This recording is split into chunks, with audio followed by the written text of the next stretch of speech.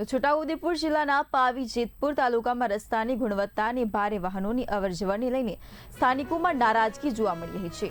પાવી જેતપુર તાલુકાના નાની રાસલીથી તારાપુર ગામને જોડતો નવો બનાયેલો આરસીસી રોડ માત્ર 4 મહિનામાં જ બિસ્માર સ્થિતિમાં પહોંચી ગયો હોવાના સ્થાનિકોએ આક્ષેપ કર્યા છે। તો સ્થાનિકોના જણાવ્યા મુજબ વર્ષો સુધી ખરાબ રસ્તાની સમસ્યા બાદ આ માર્ગનું નિર્માણ કરવામાં આવ્યું હતું અને લોકોને સારી સુવિધાની આશા હતી, પરંતુ હવે નવો બનેલો રસ્તો થોડા જ સમયમાં તૂટી જતા લોકોમાં ભારે રોષ જોવા મળી રહ્યો છે।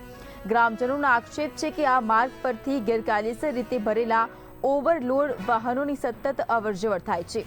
ભારે વજનવાળા વાહનો પસાર થવાના કારણે રોડને નુકસાન થયું હોવાનો દાવો સ્થાનિકો કરી રહ્યા છે। તો રસ્તાની હાલત ખરાબ થતા વાહન ચાલકોને મુશ્કેલીનો સામનો કરવો પડી રહ્યો છે।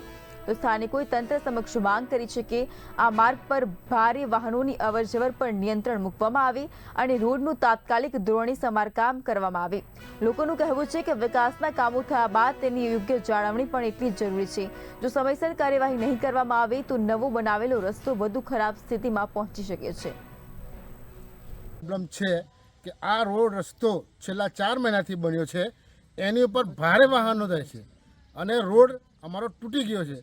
તો આ આદિવાસીના આવવા જવર માટે રસ્તો બનાવ્યો છે, ના કે ભારે વાહનો રેતી માફિયાઓ અહીંથી નીકળે છે, એ અમારે જલ્દ જલ્દ બંધ કરવો જોઈએ। અને અમારા જો અહીંયા ઢોર પશુ ચરતા હોય એના માટે બી અમારો પ્રોબ્લેમ છે।